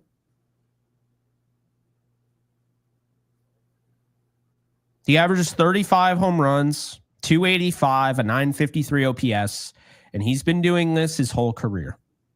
If you want to get on him about the Padres season in 2022, well, to be fair, he played, 52 games with the Padres? The numbers don't look as great as maybe you would want. Was traded in the middle of that season. Next year he comes back. He's a 930 OPS. But this is a guy that's hit every single place he goes. He is a generational hitting talent. Fielding, that's another story. He probably won't be in right field for the rest of his career. He's probably going to end up being a DH or a first baseman, I would say in the next, 6-7 years from now. That's a long way away. I think baseball is the only sport where people freak out about what version of a player you're going to be receiving in 7 or 8 years. I don't know if there's another sport that does this. I don't. I do not. Most of those contracts don't even go past 5 years. I have no idea what got baseball fans into this mentality, but this is the reason why a lot of people said Corbin Burnes. They'll say, I don't really want Corbin Burnes. And they say, well, it's because he's 30 years old. And they'll look at Garrett Cole. And I said, well, last year, did you want Garrett Cole on the team? They said, well, yeah, he won the Cy Young. I said, well, how old was he? He was 34. Okay. So you're telling me, is a 34-year-old old? No, but he's close to it. Okay, then. So you're basically saying that a 30, 31, 32, and 34-year-old player can absolutely be considered in their prime. So why wouldn't we be looking to sign these players who potentially could be in their prime for the next 4 years? I'm not worried about 2029. I don't even know if I'm going to be there. And people are sitting here. People are sitting here acting like the Yankees, because they signed Corbin Burnes or Juan Soto to these big contracts, that's going to pay him till 2030. Do you guys honestly believe that Ohtani's $700 million contract in 10 years, when they're having to backload that deal and pay all that money, do you guys really think that they're just going to be looking like the Oakland A's, where we can't spend any money, we don't know what we're doing? No, guys. They're just going to keep spending because they can. That's why. So we should look at it from that mentality of that if a player is talented enough to help us win in 2025, or at least in the near future, please make the attempt, a deliberate attempt to go get said player, please. So what I wanted to point out is what Cashman's doing with Durban is not the first time it's been done, obviously. I think he's totally copying Houston. Houston let a player who was widely regarded as a top prospect, highly regarded top prospect. Gleyber Torres was too. Let's not forget about that. His name was Carlos Correa. He was drafted #1 overall, and they let him walk. And a lot of people were shocked by that. He said, no, trust me. We got this guy, Jeremy Pena. He's going to be really good. Right. Guess when he joined the MLB at age 24. Okay, now you got Durban. He's going to be 25. But I'm not saying he's going to be World Series MVP, be a Gold Glove, ALCS MVP, like all of that. But I would not be shocked if Durban ends up kind of being that same type of Jeremy Pena, comes out of nowhere. People are like, why the hell did they make this move?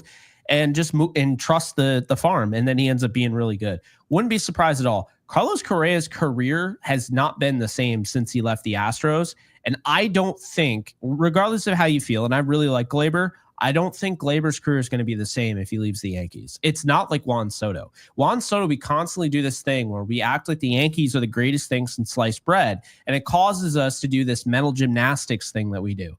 The reality is Juan Soto is going to hit whether he is hitting for the Pirates, the Yankees, in Alaska. He's going to hit a Padre. He won't 40 hit for home them. runs. We don't know why he doesn't hit for the Padres. That's well, he's going to hit 40 plus home runs.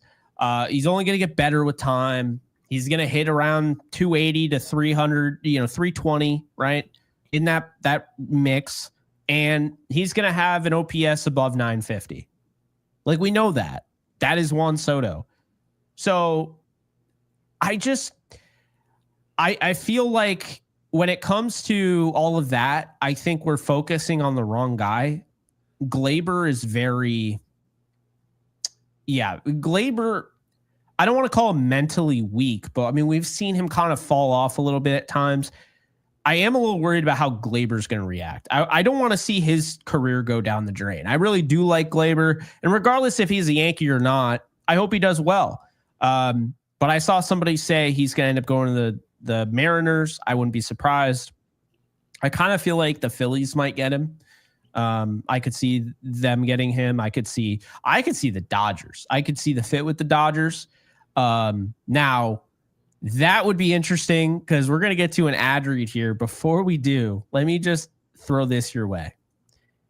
Gary, if Gleyber went to the Dodgers, and say he won a Gold Glove and wasn't thrown out at home, leading the league in, throwouts at home and all that, and you noticed a clear improvement in this player,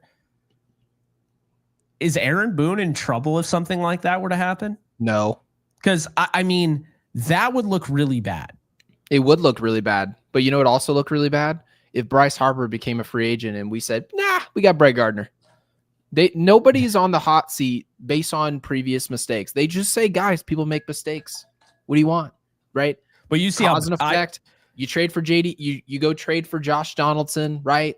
You get Isaiah Kiner-Falefa, and everyone's saying, why are we trading for a 35, 36-year-old third baseman? He can't hit. He wasn't hitting. He had 2 down years in a row. And you would think, oh, some of these mistakes would lead you to say, hey, we're going to judge this person, or in this case, our general manager, to the point where Maybe we judge you where we dismiss you, right? And to which I say, no, Jake, no. I've learned my lesson.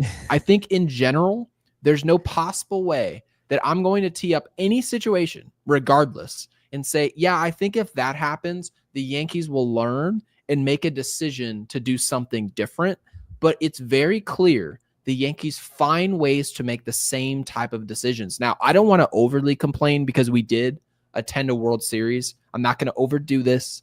But if the Yankees want to win a World Series, which they tell me is the goal, they have to get much better. And from my perspective, the Dodgers were a much better team on paper entering into that World Series. Now, they were banged up.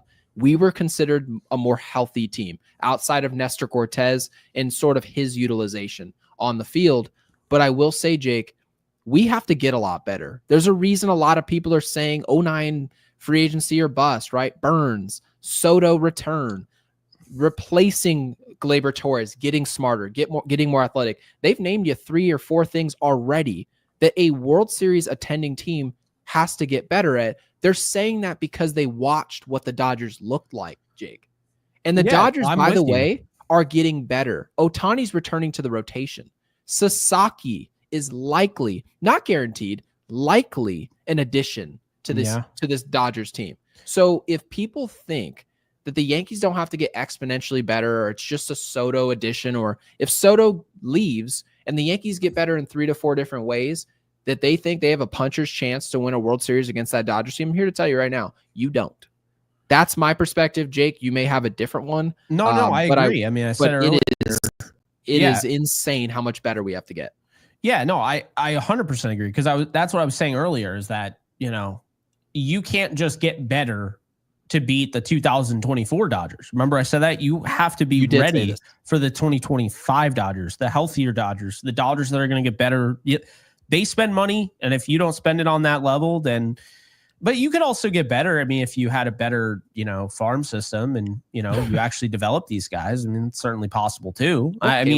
Caleb Durban, right? Oswald Peraza. I mean, there are guys that if they developed a little bit better, then they're in a better position than the Dodgers. But, right now they're playing from behind. I mean, that's just the reality of it. So let's take a quick break. We're just going to throw it over to a word from our sponsor, and we appreciate them, Odds Jam. What if you could make risk-free profits in sports betting? This may sound too good to be true, but let me explain. The sports betting market in the U.S. is so fragmented, with each book setting their own odds. This means there are so many opportunities to profit when 2 books get out of sync. You can bet both sides, over on one book, under on the other, and lock in a risk-free profit. This strategy is called arbitrage, and it is the core of OddsJam. OddsJam scans hundreds of sports books in real time to find these bets, helping thousands of bettors earn tens of thousands of dollars every single month. Look at the results yourself. And here's the best part. You can get it for free. OddsJam offers a 7-day risk-free trial, giving you access to all of its data-driven tools, including the arbitrage and positive EV finder. If you don't love it, cancel with one click, no strings attached. Ready to get started? Use promo code UNLOADED for 35% off your first month after the trial. Don't miss out on making smarter risk-free bets with OddsJam today. So shout out to OddsJam. Use that code UNLOADED for 35% off your first month after the 7-day free trial. Gary, we have some more super chats because these people, man, love the support. It means a lot, especially during the off season like this. This is really cool. Let's see. Does the fact the Yankees... Okay, let's do this one. Does the fact the Yankees aren't discussing any infield prospects we've been dicked around with past 3 years feel like smoke's been blown up our ass? Oh, yeah, and I love that Ed brought this up. As somebody that was a defender of trading away a Peraza or trading away anybody like that, you have to feel a little stupid right now, but not you feeling stupid. You have to feel like they made you feel stupid, because there is, there's a time and a place, and I get it, but I mean, what is Peraza's role on this team? There are guys like that where I'm just like, I don't really know what the point of keeping him around was. And I defended him because I thought he was a good player and I drank the Kool-Aid, but the reality is maybe he is a good player and you guys aren't doing the thing that you're supposed to be doing.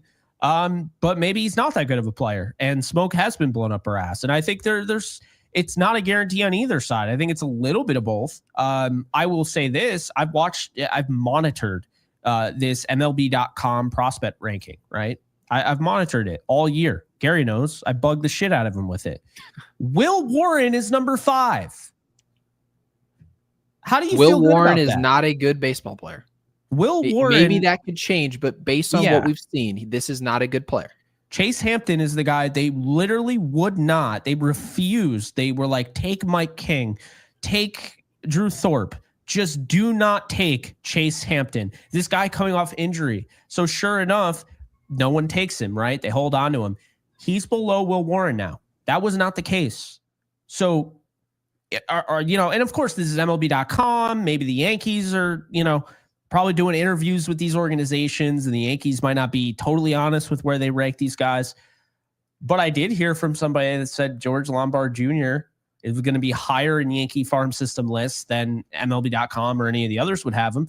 Guess where he is now? He's 3rd. So clearly MLB.com has caught up a little bit, So I think like Brock Selvage is number 7. I remember when he was in the 20s, right? Ben Hess, who they just drafted, is 8th. How far is he going to go up? Or how far is he going to go down? That's another thing. Cade Smith is 12th. Like, we've seen these guys forever. Everson Pereira. How long have we been talking about Everson Pereira? I feel like we've been talking about him forever. Yeah, we've been talking about him forever. Frankly, nobody really cares about these lists. All they care about is how they apply it. And if you let Gleyber Torres go and you want to leave, let's just say you don't go get a Bregman, you leave Jazz Chisholm at 3rd base. That is telling me you're going internal, which means young at 2nd base, which in theory is more athletic and higher IQ, but are you getting the production? Now, if you didn't develop this player, then the production is going to be nowhere close, clearly. But if you do get high production out of a Caleb Durban, out of a Peraza, out of a Cabrera, then it allows you to be more aggressive. But as is tradition, that which Ed W alludes to, they've blown smoke up our ass quite a bit over the years. They've told us we're very high on this player. And then we say, okay, well, a free agent is available and maybe a Corey Seager or another player in the middle infield. And they say, no, we really like not just Anthony Volpe, but 2 or 3 other of these players. Like, we love these guys.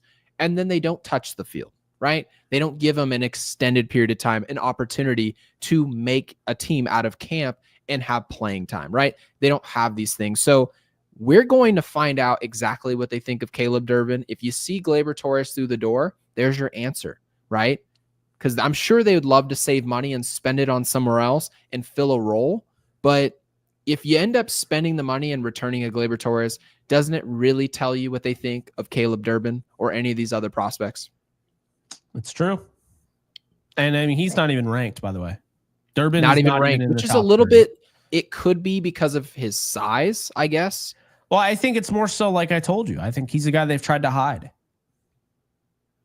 I mean, it could be that, but it also, to be fair, it could be that he's just not projecting to be as good. It is possible that these rankings are what they are because Caleb Durban won't be one of the top 100 impactful players in the big league. That is possible. You know what it probably is, though? What's up? Probably is that this guy's a really high floor and not really a high ceiling. And the prospect rankings are all about ceiling. It's probably why, George Lombard Jr. or Roderick Arias are higher than guys that are hitting way better than them at the same level. That's fair. I think it's probably more so for that. But yeah, it's a little annoying. I don't know why Peraza isn't on there. I really don't get that. I guess we just totally got rug pulled because Peraza is how old?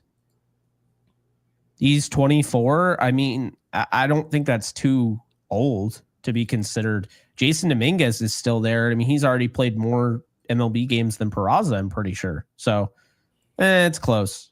He's played 74, but still, I don't know. It's weird. But then again, who cares? The lists, we'll talk about them more when they become more, I guess, relevant. Right now, they're the least relevant thing that you could talk about if you think about it. I mean, maybe some of these guys go in a package for a Zach Gallen or somebody like that, but I did hear that a lot of teams are calling the Diamondbacks about their starting pitching, right? And I would be all over Zach Gallen. I think a lot of teams would be after Zach Gallen. You're talking about a veteran that you'd love to throw the ball to in October, but I don't know. We've also seen Zach Gallen get shelled by the Dodgers, and matchups do matter. So I'm not saying I'm off of Zach Gallen because of any of those performances, but I will tell you, we did say no to Max Fried because of some October blunders. And I will say, I trust some of the big names. If a player just costs money, I'm more excited about doing that. If you're the Yankees, they make more money. You basically print money. He wasn't bad in the World Series, though. He wasn't bad in the World Series, right? We can absolutely address that. But as far as I'm concerned, if something's going to cost the Yankees prospects, it doesn't help us in the future. But what really does help us is just being able to say, hey, this player is objectively a great player. He's going to be great. Corbin Burnes. Yeah. And all it's going to take me is money. Sign me up. Oh, right? I'm with you on that. I see. That's my thing. I know you were mentioning Crochet the last time. I would rather just sign a guy. Like I'm kind of over the whole, okay, let's just trade for the, like, why? Like, it just seems stupid to me. You're going to wait until free agency in a non-salary cap league, and you're going to wait to trade away assets for a player that you could just sign a better player. I don't get that. I've then never people understood want them that. to make big trades, right? Yeah. They go get Zach Gallen. Then suddenly, like any team, like the Dodgers this year, they said, you know what? We're kind of banged up. Glasnow's a little banged up. Let's go get Jack Flaherty. And then he played a key role in them winning a World Series, right? So no matter what your team looks like, at some point or another, at the deadline, you need reinforcements. And when you trade a lot of players for somebody, right? You trade for a Juan Soto, you trade potentially, in this case, hypothetically, for a Zach Gallen. You don't get to be the most aggressive team at the deadline also. There's a reason why the Dodgers were so excited. Rather than trying to trade with the Angels for Shohei Ohtani, they said, well, he'll just fall right into our lap in the winter. We'll go get him for free. It's only going to take us money. And guess what, guys? We made all that money right back. Is anyone on our show, has anyone put in the chat yet, how can the Dodgers afford all these players? They don't, do they? Right. Because they just assume that they're just making a boatload of money off of all these players. Nobody questions Freddie Freeman's through the door, Mookie Betts, all through extensions, right? Teoscar Hernandez, they're kicking the tires to extend him. They've never said that he's just gone. They're looking at Sasaki. Everyone just makes these assumptions because technically they can be afforded. You just have to go spend the money. So anytime it's up for trading for a player, which, by the way, still totally open to go trading for Garrett Crochet. I would love that pickup. But as far as I'm concerned, the first moves the Yankees should be making, they shouldn't be looking anyone's way other than Juan Soto. Juan Soto needs to be taken care of. That should be seen as a prerequisite towards a successful offseason. Then you look at Corbin Burnes, and a lot of people are going to say, you're willing to pump out another $200+ million contract. Yes, I am. I absolutely am, because I'll never worry about paying big money to elite players. What I worry about is pumping money around the field for players that are non-impact players in October. If that's a type of talent that I say, I don't really want him on the mound, I'm not sure if I want him pitching that game in October, that's the player that you need to say bye-bye to. But the players that are tossing the ball, let's get the hell out of the way, those are the guys you want to just line up for. And then you worry about the complimentary guys later. You let Caleb Durban fill those complimentary roles. You let Jazz Chisholm fill that complimentary role. You let Jason Dominguez fill a complimentary role and hopefully develop to a superstar. But you don't let stars walk away because you're scared of a $240 million contract. That to me is lunacy. No, I absolutely agree. Ed, appreciate the 5 there. So should milk every dime, because when he's 36 and dying, they'll cut him in 2 seconds, just like Bernie. Also, great pitchers decline later than hitters. That's, yeah, I mean, pitchers pitch longer than hitters, it feels like. So I guess there's There's some truth to that. Well, I mean, after this contract, it doesn't really matter. I mean, he's going to be signing. So Bobby you're talking covered about Durban. $600 million. This is cool. Bobby covered Durban last year when he was in AA and AAA. The kid is just a gamer, plays hard every single day. Appreciate it, Bobby. Thank you for that. Yeah, appreciate the intel there. Let's see. Hampton always hurt, has nasty stuff, but can't stay healthy. Yeah. What was that last part that Bobby said on that first chat? Did he say he plays hard? He did. Huh. Hold on here. Every day. Let's not gloss over this, chat. Bobby Santoro says, covered Durban last year when he was in AA and AAA. And I know you just read this, but I want to put emphasis on it. The kid is just a gamer, plays hard every single day. How many players on the New York Yankees play hard? We're not talking about talent. We're not talking about being inept. We're not talking about any of these things. We're talking about effort. How many players do you trust where we can describe them like Bobby just did? Plays hard every single day. He's a gamer. How many players, Jake? Can you list off the Yankees players that you would consider that? I would say Austin Wells, even when he's playing like crap. I agree with that. Very, hardworking guy. Ben Rice.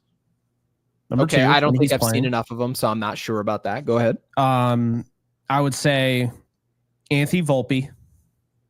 I think he plays. I also watched Anthony Volpe jog from third base to home and not score a run this year. And I know it's anecdotal evidence. It was one thing that happened. But Bobby, will you speak for me? Would you ever see that happen from Caleb Durban? Because Caleb Durban's not the most talented baseball player we've ever seen. He's not going to be the number 2 prospect in baseball. He's not this sexy prospect. Can you shed some light? And I hope he's listening to this. I would love Bobby to shed some light on if that one instance of just pure laziness is what it was. He literally had to apologize after the game, and he still wasn't pulled, by the way. I wonder if that could ever happen. So I think Anthony Volpe plays hard in general, but I would never look at him and be like, oh man, he's just a gamer. Every day I watch him, it's just max effort. I can't say that up until this point. But I think like the most, I mean, and I think there's a reason for this. I think a lot of the younger guys, Oswaldo Cabrera always plays hard. I would agree with that. To be fair, I've heard people say I wouldn't mind trading away Jason Dominguez because I feel like he is entitled and doesn't play as hard as he should. I actually agree with that. I understand that. I wouldn't trade him for that reason, but I agree with what people are saying. I get that feeling. Yeah. So you agree. You actually get that. I've watched him, and I really don't mean to throw shade at him. I like him, but just from a critiquing standpoint, grounding out to short, this is a speedster. Like, he's a good athlete. I want him to beat that out. I want him to at least try and run and beat that out. Right. That to me is a telltale sign. Like, if a player who doesn't even have a role yet, it's not even, and he's jogging to first. Okay, yeah, he's a little entitled. Well, so it seems like, let me take a step back here. It seems at the very least that Jason Dominguez in his demeanor so far is that he's a future superstar in this league. And his perspective on what his job is not to be this hard worker. Because remember, there have been superstars that started their careers max effort. Remember Bryce Harper, when he was first called up at 18 years, I think he was 17, actually, to be exact, with the Washington Nationals. He was the most talented player on the field.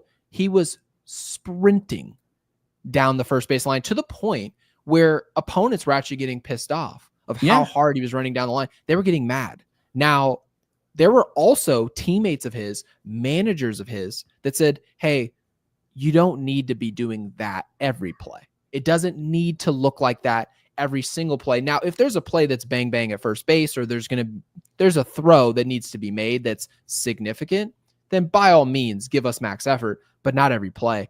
That's Bryce Harper.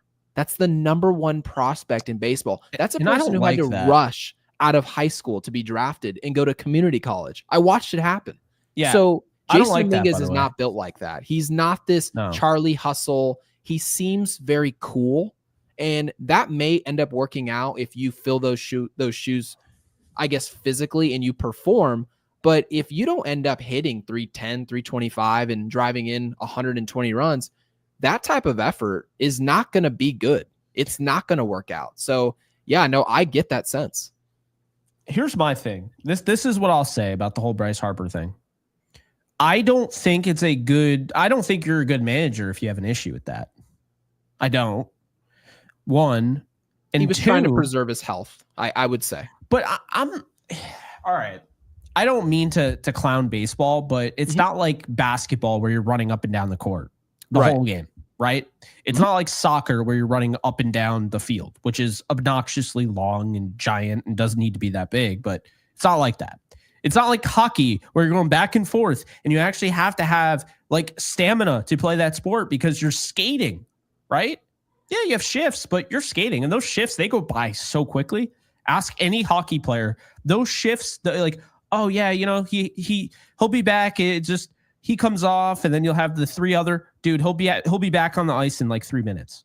That feels like nothing ever. So I guess with baseball, and I have a lot of respect because this is the only sport that I played at like a competitive level, right? And I just feel like baseball, there's so many moments and instances where you have stoppages in this game. There's no excuse to not be running. And if you're that worried about injuring yourself running, then you're not doing enough off the field. You're not doing enough to get your body ready for this. I understand things happen, but if that's the reason Aaron Judge is jogging on a play that he could easily beat out, you know, and you asked him, he's like, yeah, I don't want to get injured. Well, that's part of baseball, man. That's one of the things that you have to do in baseball is run to first base, you know, on a ground ball. That's just one of those things. It is a good thing to have to tell a prospect because Jason Dominguez hasn't done a damn thing. He's done nothing he's done nothing for anybody.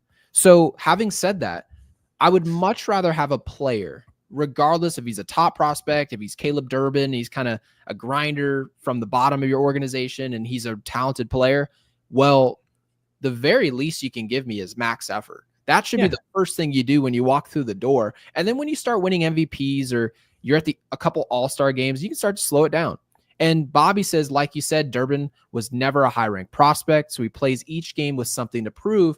To quote Apollo Creed, he says, Apollo Creed, he has that eye of the tiger. It's some top pop. They just essentially lose it. So, Bobby, this is what the Yankees need more of. They need more. We need to hear from Bobby more. The point here that Bobby's really trying to make is that the Yankees, by and large, you look around the field, they don't have a lot of guys that feel like they don't belong. Doesn't it look like a bunch of guys that just think they belong to be where they are? Jason Dominguez showed up a Yankee, and he can hit a ground ball to second base, and he's just like, you know what? And I'm in the big leagues. This play is going to be made. I'm just going to go half speed over to first base. Caleb Durban's not doing that. Caleb Durban doesn't have nearly the talent. People called him out for that game. What was it? There was oh my God. That game they played against the Tigers, that was like a themed game. It wasn't like oh my God. I'm sorry, remember. I can't help you out here. But I guess the point is that Gleyber Torres will never be talented in Caleb Durban. Everyone knows this. He's got power. He can go gap to gap. He can go the other way. There's nothing really he can't do other than really run or I guess field. But the point here is that I want to be able to trust in effort and execution. And if a player has to work backwards, yeah, what does this team become? We're talking about running the bases and giving effort. You would think, guys, that this was a prerequisite to getting in Major League Baseball. It is not, guys. It's not. Remember, I mentioned a couple years back, Ronald Acuna Jr., one of the most talented, freak of nature. Obviously, unfortunately, he deals with injury, but effort has been a problem for him. Right? Running out a triple, every player in Major League Baseball wants to hustle out a triple when a ball's rolling around in the gap. That's not how you judge if a player gives effort.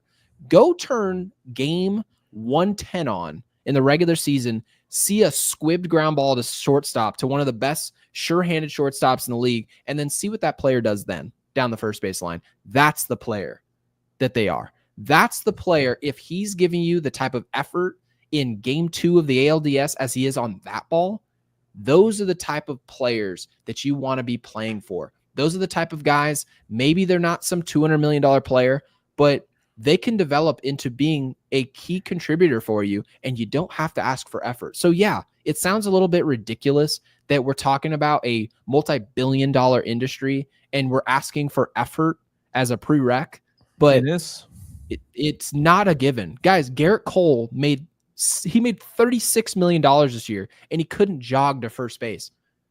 He didn't even want to try. Why? We're not sure. Oh, I was confused. There's nothing to be confused at. You should have been running to first base anyways. You should have been running, like knocking down Rizzo in the process. There's nothing to communicate. That's what nobody will say to Garrett Cole's face. And I'll say it on this podcast. I don't really give a rip. I don't care. You should have been running to first base. Anthony Rizzo, you should have been running to first base. Both of you should have been sprinting to first. And if we find out you get to first and no one could have made it, you live with that. You can live with physically not being able to make the play. But when you decide to not even put in an effort to try and make the play because you say, oh, well, Mookie's running and Rizzo can take it, I think he's close enough, there's nothing to judge. How about instead of making poor or good judgments, how about you just go and play hard and then let the chips fall where they may? This is part of what Bobby's saying that he enjoyed watching at the AA and AAA level. He's not watching. Caleb Durban's not watching and waiting around for guys to make mistakes. He's running as if they will make the mistake. That's the type of player you want. I mean, Ohtani's doing it, and he's a superstar. So that's correct. Mookie Betts is doing it. Squibber to first base was like a 30-mile-an-hour ground ball. Was he sprinting out of the box? Of course he was. Yeah. It's frustrating, but I will say this as we wrap this up. First off, be sure to subscribe if you haven't already on YouTube. If you're on Twitter, head on over to YouTube and subscribe to Yankees Unloaded. It really does help us out.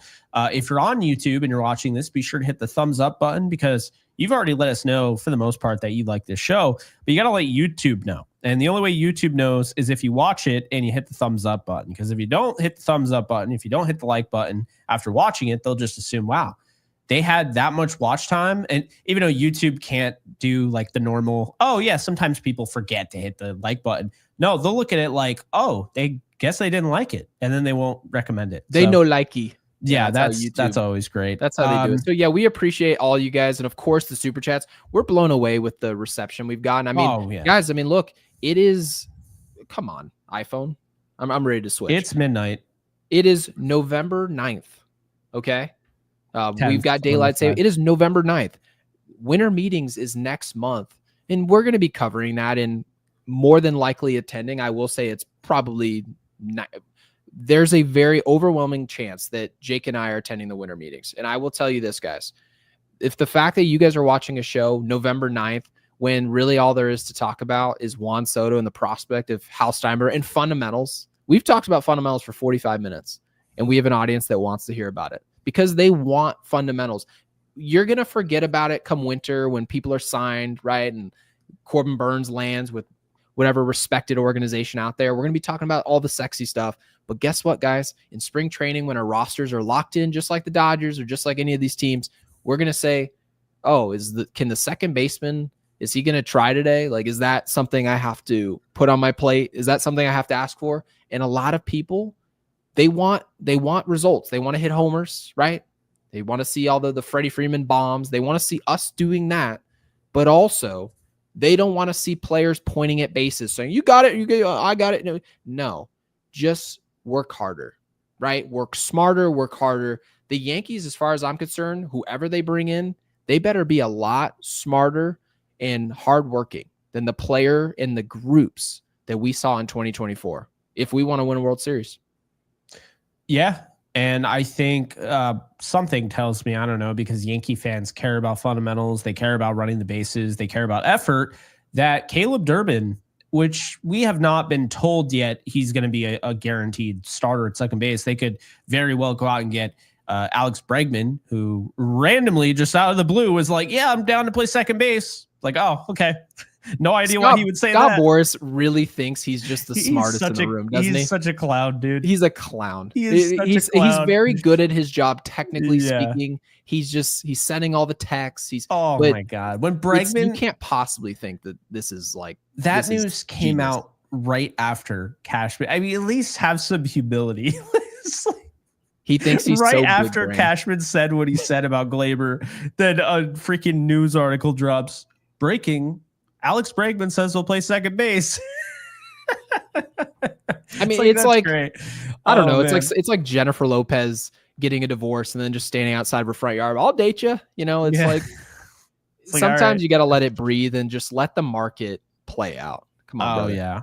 Well, I think that if Caleb Durban is the starter, he is going to be a major fan favorite. I mean, if you guys like Oswaldo Cabrera and all those guys, just what I watched with Durban, he like everything Bobby said was spot on. The guy hustles his ass off. He's going to steal bases. He's going to be able to score from first base. That is a big prerequisite of mine to decide how much I like you or not. Just kidding, kind of. But no, I think there are a lot of things to really like about him. We'll see what direction the Yankees go in. I'm going to be honest with you. To me, it's Torres or Durban. I don't want to get another second baseman. That seems pointless because, yeah, okay, you're letting a guy go that's not as great of a defensive player, but he's also statistically, after being benched, he was like the second best leadoff hitter only behind Ohtani. So let's not act like he was chopped liver. That's my issue, and that's my pushback against the anti-Gleyber stuff. I like that he was homegrown for the most part, but he was also a contributor down the stretch and was really, really good. That's not just us stretching that. So to me, it's Torres or Durban. I'd be a little annoyed if they spent like a lot of money on second base because, to your point earlier, I think you could take advantage of having a Durban there. You put him there for a year. If it works out, it continues to work out. You just keep him there. You have a lot of years of control left. But if it doesn't work out, then you have next year and you have the year after that. And I think next year, if it doesn't work out, or even if it does, Arias, and that's who I'm going after. So that's how I feel. There are options at second base, but there is not an option in the rotation. There is not an option as far as right field goes. Those are very clear answers. And by the way, is it my turn for a movie as we conclude here? It might be. I have no idea. I can't remember. Because I'm pretty sure it's not, but I've got a movie. So if you want me to take it, I absolutely will. Yeah, go right ahead. So my movie is going to be The Waterboy.